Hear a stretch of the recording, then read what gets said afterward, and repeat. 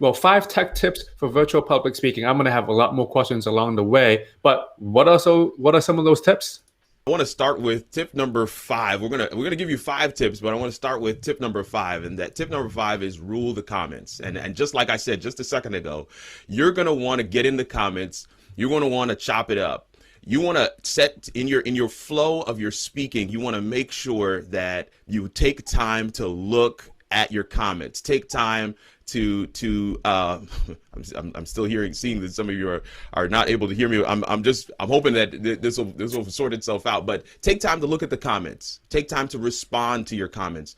In fact, make sure that in your speaking engagement, we're talking about virtual public speaking, taking advantage of speaking in this time frame during this pandemic. You want to take a moment. You want to make sure in your plan for your speaking outline, your outline for your message, whatever it is you want to share, you want to take time to include in there several points where you're asking people to respond in the comments. You want to own the comment section. You not only want to own what they're seeing, we'll get to that. It's a different tip, but you also want to own the comments. You want to engage with folks in the comments. You want to give them something to give you feedback in the comments. It creates a two-way dialogue. It creates a conversational atmosphere. It makes them feel like I'm engaged with what's happening in this meeting, in this space, in this speaking engagement. So you want to rule the comments. That is tip number 5, kid. That's tip number 5. I don't know if you want to say something. No. That's amazing. I have to say, Kirk, off the bat, I want you all to notice when Kirk was going on, did you all notice? He said, hey, let us know, drop some of your thoughts in the comments. He's actually looking at the comments at the same time he's talking now, right? So you can do this live. You can do this on Zoom in a meeting. Most of the time, most people freak out because they have, they might have a PowerPoint and then they bring up the chat. One thing I want to point out is we are going live right now. And you see how professional Kirk is right now? Look at that. Wow. So, Kirk, for the people who don't know how you're able to bring this up, like right now, like you have tip number 5 and you have all your layouts. I've got tip number 5 and I've got my video on the screen. I've got my website below. I've got BostonSpeaks up in the top there. I've got my signature, and all of this I designed in Canva. Just designed it in Canva as a base background, and everything that you're seeing on the screen was designed in Canva, and except for the white square you see around my video, right? So that was actually a separate transparent overlay that I brought into 𝐬𝐃𝐄𝐎. And 𝐬𝐃𝐄𝐎 is what I'm using right now. So the base of this scene in 𝐬𝐃𝐄𝐎 is that Canva design. Then I put my video on top of it as a video overlay, and then put the white square over my video as a transparent overlay. And that's how I'm able to go through these. And of course, I have my Stream Deck right here that allows me to go through. In fact, here's the tip number 4. and tip number 4 is use the link, right? I'm just going to dive right in here. And I see, hey, listen, Kid has already asked you if you have questions, throw them in the chat, man. Let's engage around what we're doing here today. But tip number 4 is use the link. Now, I want to make sure this is practical for folks.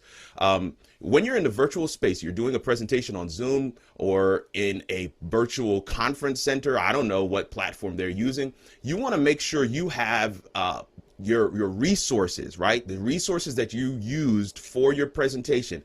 Put that together in a really cool document and put it on like Dropbox or WeTransfer or Google Drive in a public link, and then drop that link in the comments so that your people who are watching can grab that content and have it as a guide as you are going through your presentation.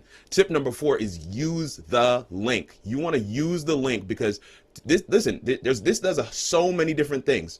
It may not be your conference. It may not be your event, but they're in your session listening to you. And having them download that link not only gives you an opportunity to put something in their hands, but you can put on that link, what I always do, on that document that I put on that link, that resource that I've shared for my viewers, my attendees.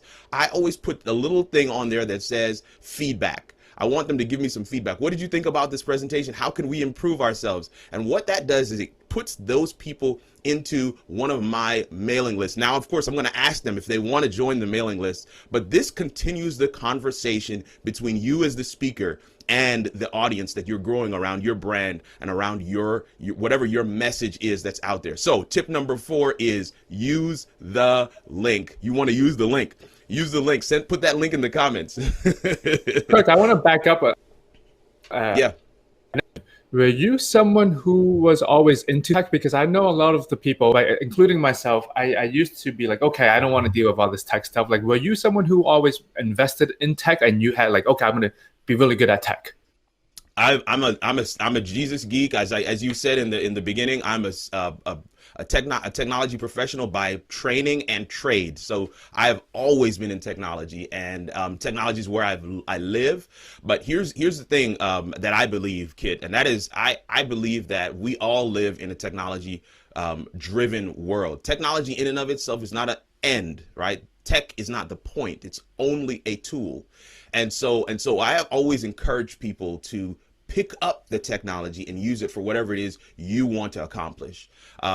Pick up the technology and use it in your pursuits and in your efforts to push your brand, to push your message, to be successful in whatever area. Here's a quick thing that I always say to students. I had an opportunity to work in higher ed for a number of years, and I would always say to students, there are no non-IT jobs. Just think about that for a second.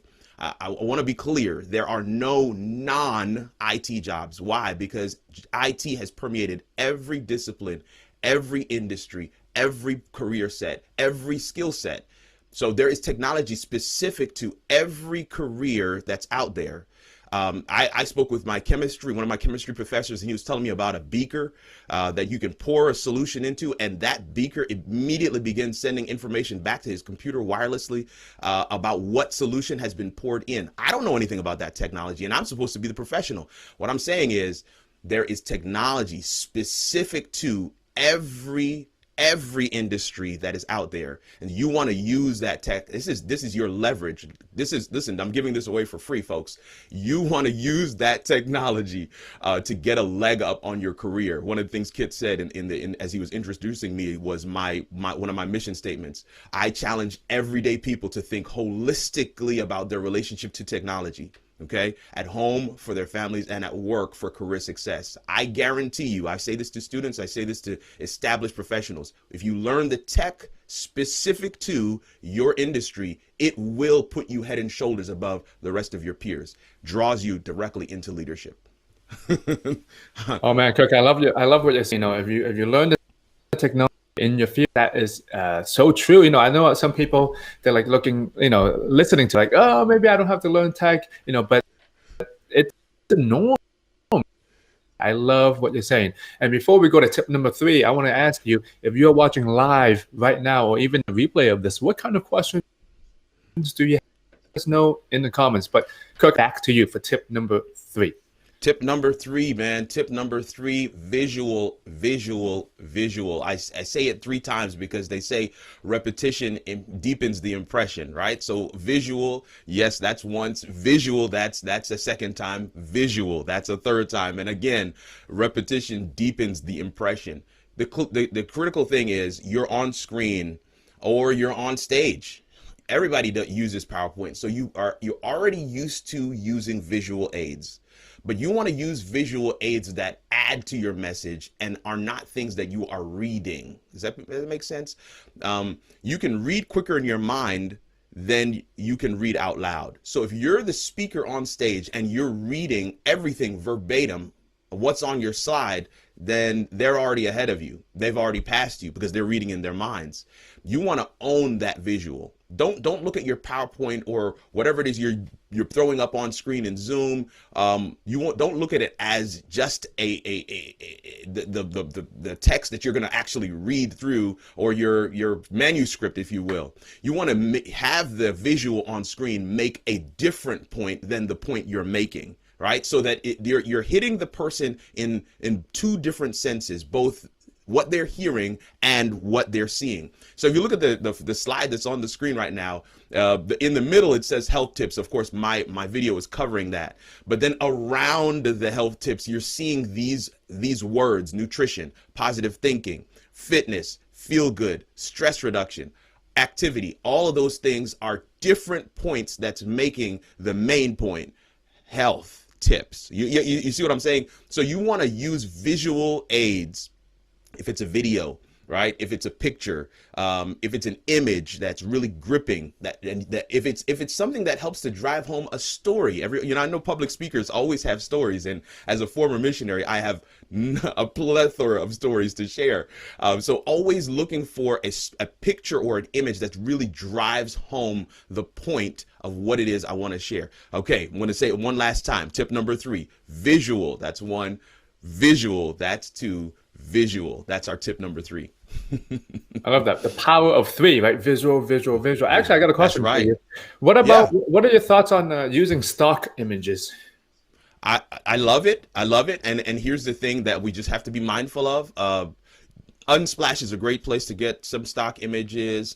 In Canva, if you have the pro account or even the free account, there are images that are royalty free that you can use from there. Several of the images that you're seeing here are all from Canva. I do have the pro account, so that gives me access to a lot of their images that they have there. But I would try to do the combo deal. So I wouldn't necessarily pay for a image platform that only gives you images. Do something like a Canva that's going to give you design, that gives you the ability to create presentations, and gives you the ability to have good images. I know a lot of people like PowerPoint and Keynote, but those don't give you images. So we want to be thinking about that. And the reason why I'm sharing that piece is because we are presenting in this digital age online, right? We're live right now, Kit. And so I don't want to present something that someone else has rights to, and then they see it online and they come after us because I'm presenting copyrighted material. It's not just music, folks. It's not just music. It's also your visuals. You want to own your visuals, your copyright material. You want to make sure you have license to use them in the way that you're using them. So don't just go to Google Images and just grab whatever you feel like you want. Make sure where you're grabbing your images from, your visuals from, your videos from, you have rights to use it so that you don't get yourself in trouble, especially in this digital space. That's a great question, Kit. That's amazing. What are your thoughts on, as we're seeing right now, you have tip number 5, tip number 4, tip number 3, and you only have maybe 1 to 3 words each. What are your thoughts on text and using image at the same time? Like, how much text should you use, like on a PowerPoint, on a slide? What are your thoughts? My thoughts, less is more. I think I always try to come up with a creative way, and you're going to see this in tip 1, tip 2 and tip 1, creative ways of sharing a concept. Because then that creative way of saying it becomes another touch point, right, for your audience. It becomes another thing where it's like, oh yeah, remember he said the tip visual, visual, visual. And then what does that bring to mind for your audience as you're speaking, right? Or as they've gone off, they're at home now, they've got the tip sheet, or they've got the resources that you shared them because you used the link, and now they're like, okay, man, I remember him saying visual, visual, visual, and now that whole thing comes back to mind. I could say visual aids. I mean, I could say PowerPoint. I could say so many different things that we're used to, but I wanted to use a term or a phrase that really catches the mind.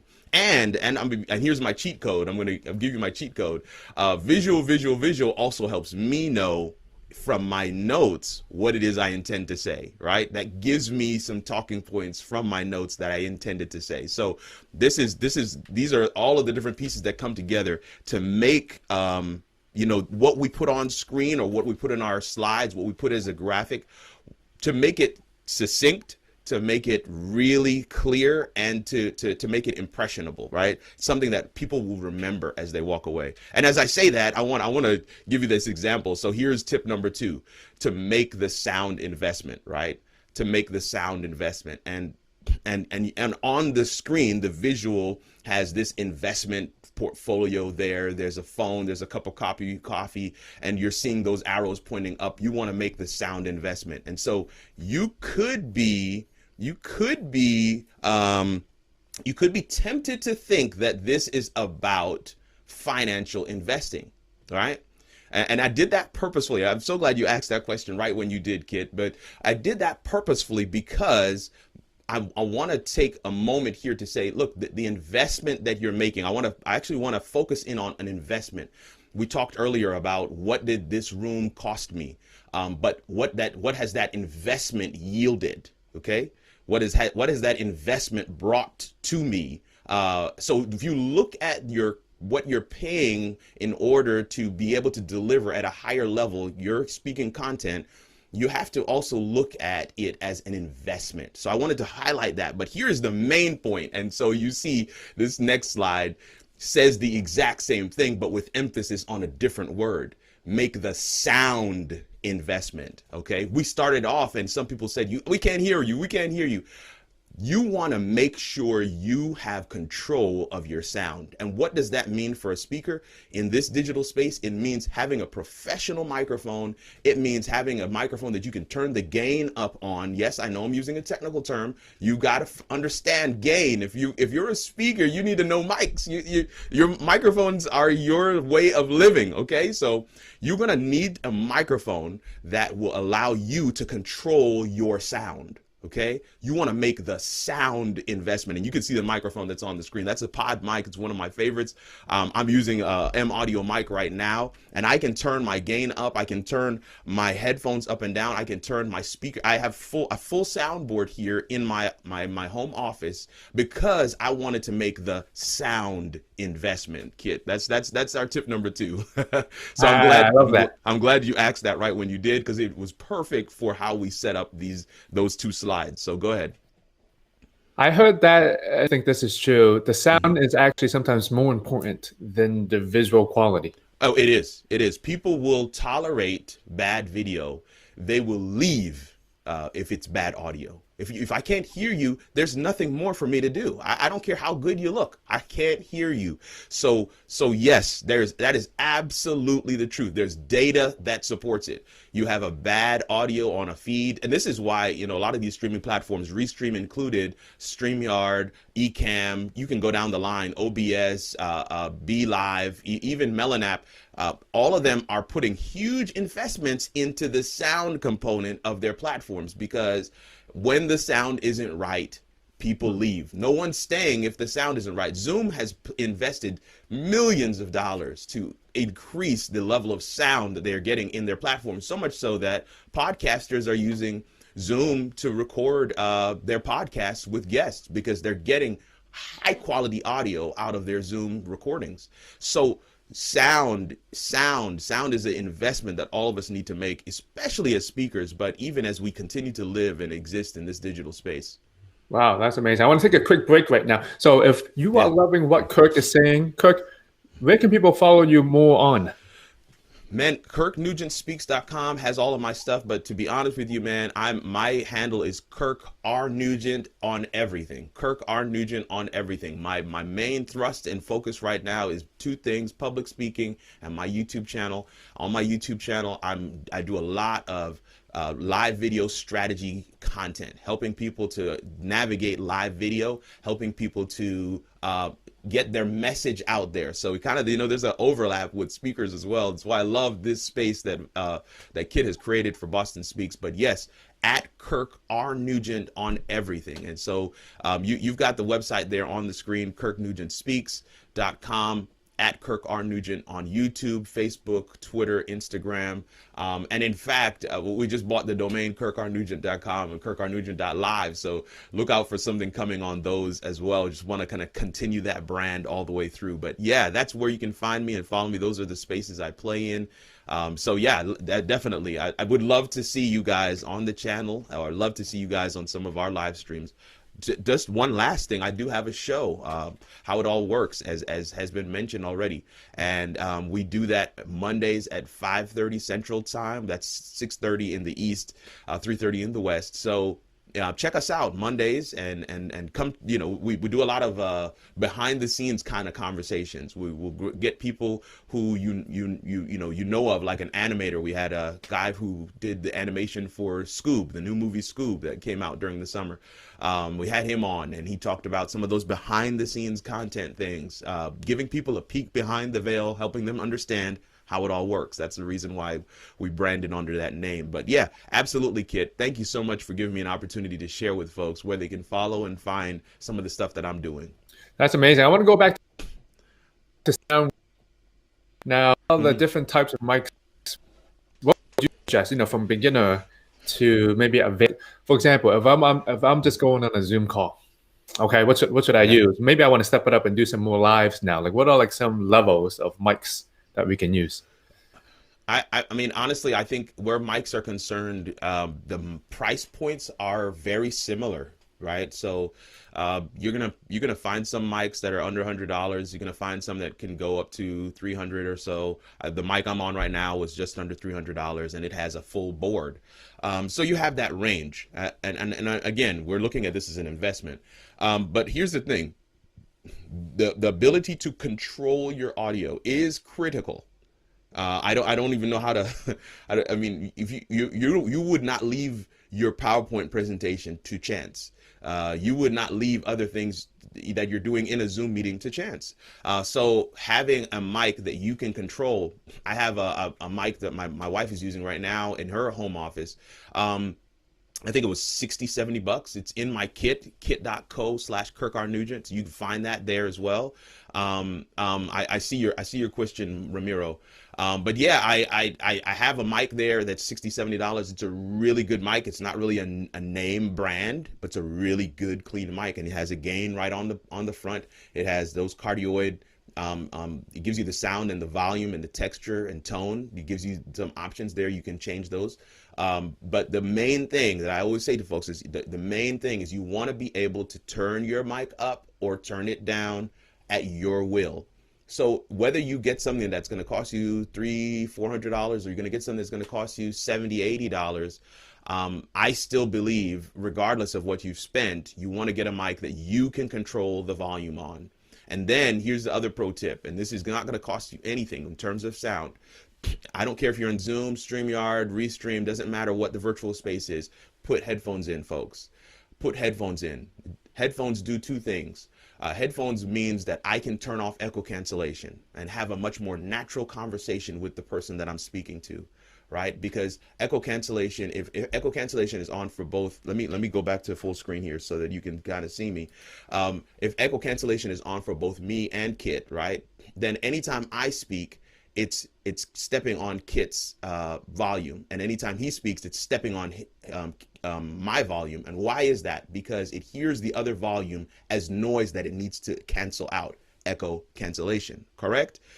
If we're having an actual conversation though, so for speakers it's fine because I'm on screen by myself, but if I'm having a conversation with someone, then I want to be able to turn off echo cancellation so we can have a more natural, so we can laugh together on screen and it doesn't sound like a robot has taken over the audio, right? So that we can actually, speak over one another, because natural conversation isn't as cut and dry as we have made it in this virtual space. So turning off echo cancellation, one of the requirements is that you wear headphones.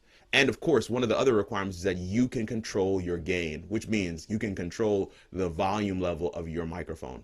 Those two things, turning off echo cancellation. I said echo cancellation does two things. I only shared one. Here's the second thing it does.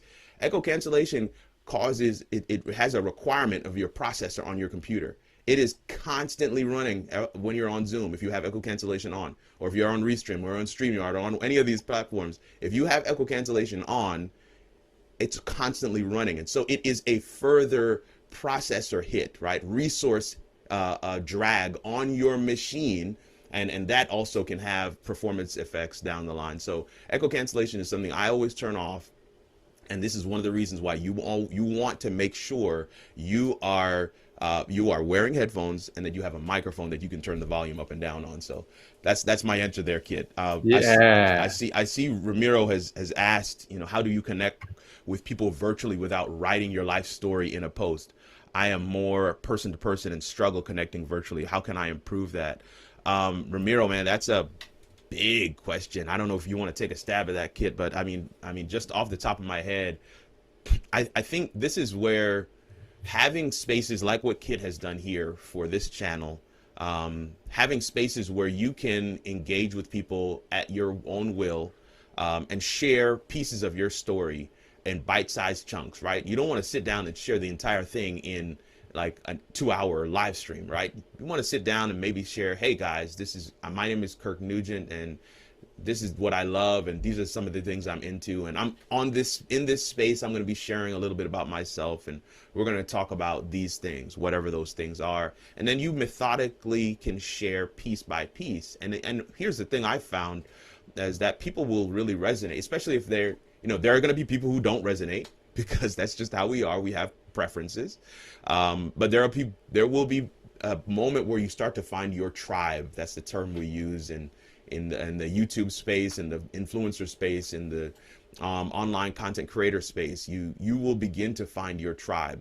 They say there's a in the bread aisle, right? There's millions of types of, well, it's in the millions. There's ridiculous amounts of bread. They're all bread.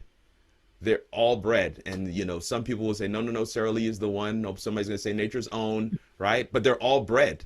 And so sharing your unique perspective on life is your version of bread.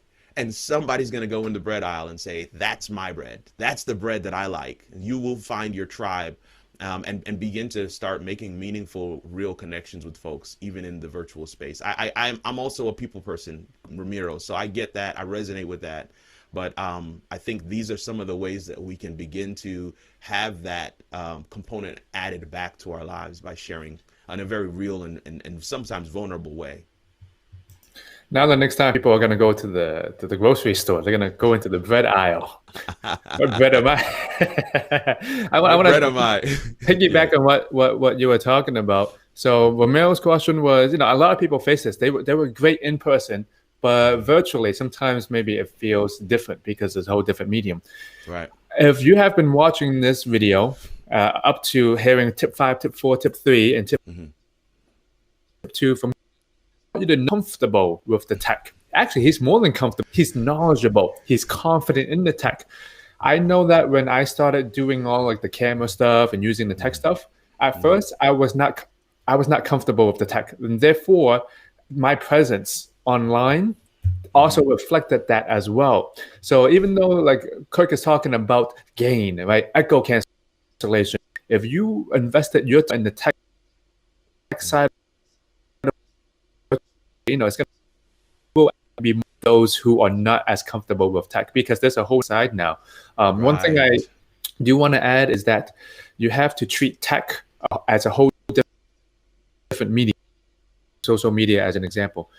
TikTok as a whole different way of talking than Facebook, right? So if you are going on Zoom, that means it is not the same as in person, right? Sometimes you have to, we're lagging half of the time. So how can you get used to the medium of the technology even more? Kirk, anything to add to that before you go to tip number 1? No, I think that's gold. I think I don't want to add anything else to it, but yeah, let's jump into tip number 1 here. And tip number 1 is to set up your shot. To set up your shot. If you're I'm using a basketball reference here, and you can see the guy's mid-air about to hit his jump shot in the graphic there, and so what we're talking about is setting up your shot, and so you got to do the crossover, you got to dribble the ball down, you got to fake like you're going to pass to another player to be able to set up your shot. You got to square your feet. You want to jump off of your predominant leg. You got to have the ball in the hand that you normally shoot with, and you want to extend it. You got to set up your shot. How do you set up your shot? You've got to practice your shot. I think this is exactly what Kit was getting to just a second ago. You don't get comfortable with the tech unless you're actually practicing it. Somebody said to me, man, I don't want my live streams to be horrible. I don't want my speaker session to be horrible. How do I get better at it? I said, you got to do more speaker sessions, right? You got to do more live streams. There's no way that you're not going to improve over time, but you can't even start that process. You can't even start that journey until you start. So I did this the other night with my kids. We looked back at my first set of live streams for the show, How It All Works, and we laughed and laughed and laughed and laughed because they were terrible. Now, did we think we were terrible back then? No, we thought we were killing it. But I know for a fact right now that they were terrible. Right? There's no way to improve until you actually do it. There's nothing, no way to substitute for experience. You've got to set up your shot. You've got to do the work. You got to do the practice. You got to get in there, do 100, jump shots or whatever it is, right? Whatever, we're talking about public speaking, you're going to need to get in there and speak. There's no way to get around that. I know this is not as technical, but it's going to come clear here in a second. But you want to set up your shot. There's so many things that happen. This kid is midair about to drain it, but there's so much work that had to take place before he jumped into the air. You've got to set up your shot. You've got to set up your shot, but you also need to set up your shot. We're still on tip number 1, and you can see that these two ladies behind me in the graphic are within frame. Think about that every time you go into a digital space. Do a framing like this and say, what are the people seeing? I want to make sure that I am in control of everything that they're experiencing. I want to set up my shot.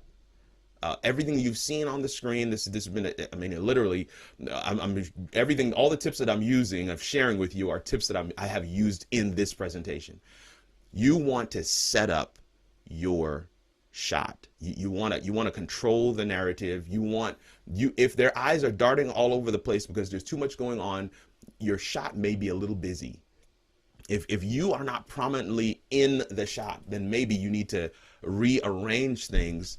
And this is why learning tools like Restream, learning tools like Ecamm, which is what I'm using today to do this presentation, and be able to set up my shot. These are the things that help to really engage your audience. To be clear, I haven't used the mouse. My hands are like this. I'm using a Stream Deck to be able to go between my slides. I don't have to look away from the camera. I don't have to move the mouse around to share my screen and zoom and then, go full screen on the slideshow. I don't need to do any of that stuff. Why? Because I'm using a platform that allows me to set up my shot. I don't want anybody to be distracted by anything else other than with what I've got on screen. I want to be able to speak directly to them. I want to be able to share my message and the tech. To be clear, we're talking about 5 tech tips for your virtual public speaking, for your public speaking period. But I don't want the tech to be a distraction. I don't want it to be a hindrance. I want it to help me to set up my shot. And when I set up my shot, I can drain it. I can knock it out the park, right? I can actually get my message across. I can really connect with my audience. And here's the thing. I can ensure that I've delivered on the value I said I would deliver on for your speaker, your event organizer, and literally help myself to land more speaking engagements. My name is Kirk Nugent, the Geek Speaker Preacher, thanking you and this entire platform for the opportunity to share in this way 5 tips for public speaking, tech tips for public speaking. Kit Pang, BostonSpeaks. This has been so good. I know we're going to do some more Q&A, but I just wanted to say that right here as I close out the tips section of this presentation. Well, if you're watching live right now, I hope you are getting your notebooks out and taking all the notes, because Kirk is dropping great knowledge for all of you. And I have to say to Kirk, right now, I'm not sure if you noticed, I know I didn't say this to you, but you have been one of the most high-tech person that I have interviewed. Wow. Chatting with Kirk is, even though he has all this tech stuff that's going on, he has the layouts, he's using Ecamm, but the main focus is still on him, on you, Kirk. And so it's not distracting. All the tips that Kirk was telling us today, you can definitely that he is using them. Now, Kirk, up your shot. I'm not sure Yes. if you wanted. This is on the spot. Can you actually show us your setup of your room? I'm not sure if you can move your camera or not. I can. Let me see. How can I say? Can I show my room here? I think I can. Yeah. Let me see if we can do this. Gonna Just to see what find you music. have, it's just I think people find this interesting. It's like, okay, because you look really good, like on your frame right now. I think when they see the background, they're gonna be like, "Oh my word, this is how is he getting that shot from this teeny tiny, Cracker Jack box type space?" Okay, um, this is gonna be interesting. So, let's see here. I'm gonna do a picture in picture. So I'm gonna set this up first to get myself in frame. So here we go. I've got myself on there twice. I'm going to put that picture in picture and then switch it. So here you can see me in the bottom corner. So what I'm doing is kind of just going around, and this is my setup. So you can see my screen. This is M audio. This is the soundboard that I'm using. This is the gain that I was talking about. I can turn that up. I can control my audio. This is my headphones. This goes into the in-ear monitors that I have on right now.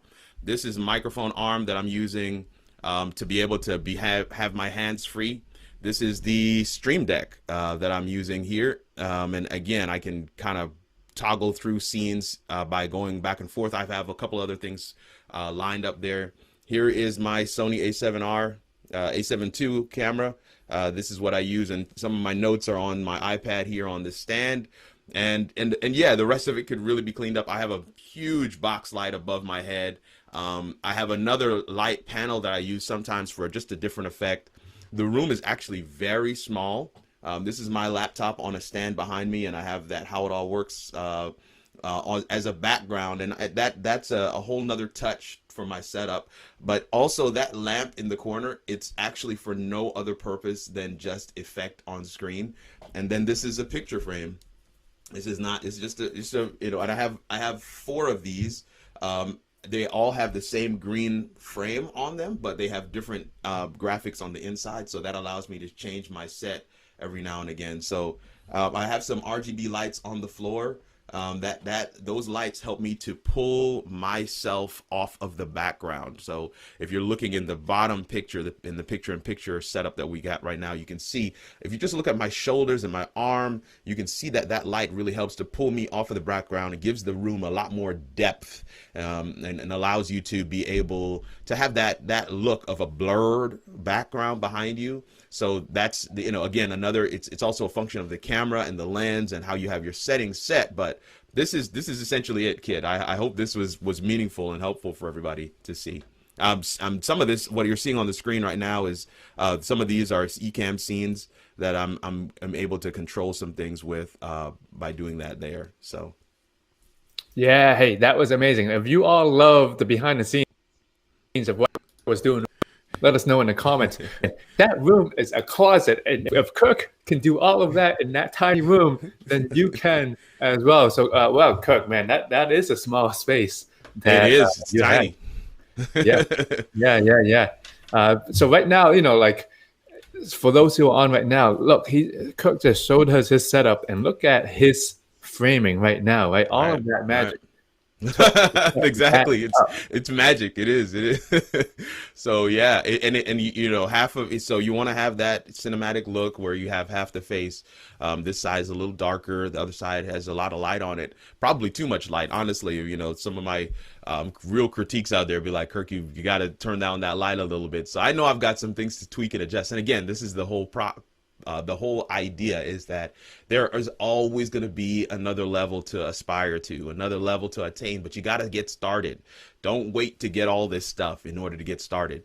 If I was waiting to get an office at home to be able to get started, I would have never gotten started, because I had to start in the family room and start while I was in the living room and in my kids' play space. I started going live and doing my speaking in those spaces, and then we kind of figured out, wait, maybe we can take some of the stuff that we have in our storage closet out and maybe use that as a space. And as things have been growing, now we might be looking into repurposing another area of the home as a full studio for me. So this is a journey that we're on. Whether you're in public speaking, whether you're a thought leader or influencer on a social media platform, whatever it is, you want to get your message out there. You want to be able to do these 5 things that we shared with you today, right? You want to, and of course that last one is so critical because it encapsulates all the other ones. Set up your shot. Be intentional about the experience that your audience and your viewers are going to have. Be intentional about what they see on screen, about that messaging, to be clear with your visuals, to not be too wordy, and you give yourself some kind of a cheat sheet in order to know exactly what you're going to, but to frame exactly what they're going to see. Right. And then, of course, you got to put in the hours, put in the practice time, put in the work, go to the gym or the lab or whatever it is. Practice what you're doing so that you can present better on camera, because clearly, as we have said several times, I should say I have said several times, you are the brand, regardless of whether you're a public speaker or whatever else. You are the brand. So all of this other stuff, it means nothing if you don't have a message, if you don't have something to say. So that's so critical when we're talking about the stuff in this space. I see some of your comments there, and I thank you so much, Ramiro, and others for hanging in here with us and for your feedback. Yeah, Kirk, that's a great point, and of course, if you're watching live right now, before we end this today, we've been on for a while now. Let us know if you have any questions. Kirk has been amazing with sharing his knowledge. But one thing Kirk was saying is all of the stuff that we have, the technology, it doesn't matter if you don't have a message. You are still the brand. Yeah. I know myself, I'm not sure if you are this way. I know myself when I got more into the tech side of things, I need this tech stuff. I need that tech stuff. But at the end of the day, there were people just doing an amazing job just with their old cell phone. Yep. And still doing amazing. Yep, absolutely. I know several who that's all they have. I think especially in the influencer space, you have those options. But when you're talking about being a public speaker, there is an expectation, especially since you're being paid to deliver a message. There is an expectation that your home setup is going to need to you're in how you are able to present in the virtual space is going to need to be leveled up. I know I've been able to differentiate myself from other public speakers, regardless of the topic, to be clear, because I understand the tech, right? And so making that investment, not just the sound investment, but your investment in understanding the technology specific to this craft, to this trade, to this gifting, if you will. If you're a public speaker, you got to understand the tools that are, that kind of partner with your trade. That investment is going to help you to be standing head and shoulders above the rest of your peers. It'll literally be the difference maker. I know I did a presentation for a speaking engagement in December, and when I submitted my video, the event organizer literally called me. She said, "Forget about email. Let me call you and say, what are you doing? How are you doing some of this stuff? Nobody else's video looks like this." I'm like, well, I literally just hit record in my office, presented my presentation as if I was presenting it to you, and then sent you the video. And she was like, "No, I need you to do it." What I'm saying is, and of course she's booked me again for another speaking engagement. This is another piece I'm just trying to share with folks. Kit, this is an opportunity. These are opportunities that you're creating for yourself as speakers to be able to share in a way that's unique, in a way that's memorable. Folks have been in the virtual space for quite a long time. And so when they see something new, they're like, whoa, whoa, whoa, how did he do that? I didn't see the mouse move. Where did that come from? How did he move between, how is that happening? That's one aha type of thing that you want to see. But here's the better part. When that becomes the norm and people get used to seeing a more seamless experience, what you also want to do is make sure that the tech is clean and that it's not obtrusive, and that it partners and pairs with your message in a way that is effective. That's what technology is. It's a tool to be used. It's a way for us to communicate and to get our points across in a more effective and efficient manner, to do something that we have been doing for years in ways that is more effective and efficient. And that's what we want to do. So here we are back at the beginning, man. Back to the beginning. And with that said, Kirk, I want to thank you so much for your time today. If people want to learn more about you, again, where can they follow you? again, KirkNugentSpeaks.com. Hit me up there. HowItAllWorks.com as well. Works is spelled with an E, WERKS. So, but you'll find all of that at KirkNugentSpeaks.com, which is right on the screen for you right here. And that's where I'm at. And of course, you know, at Kirk R. Nugent on all social media platforms. Kirk R. Nugent. There's another great guy out there named Kirk Nugent, and he's actually somebody that I know. He's also a really great public speaker. But so I'm Kirk R. Nugent and not Kirk Nugent. So just wanted to point that out. It's been my absolute pleasure and honor to engage with you guys over the time that we've spent. Again, thank you so much, Kit, for the opportunity and for creating this space for public speakers and for these tips and these ideas and these methods that you're sharing with people to be able to really get their message across in a way that is impactful, right? Thank you so much. Kirk, I just want to say thank you once again. And again, go learn more about Kirk at KirkNugentSpeaks.com. And if you're still watching this video right now, then I know that improving your public speaking, your speaking, your professional development is important to you. If you did not have a chance yet, go subscribe on the YouTube channel. You can just type in Boston Speaks. And I want to just bring up Kirk again. Thank you, Kirk, once again for joining us today as we are signing off. Take care. Hi, everyone.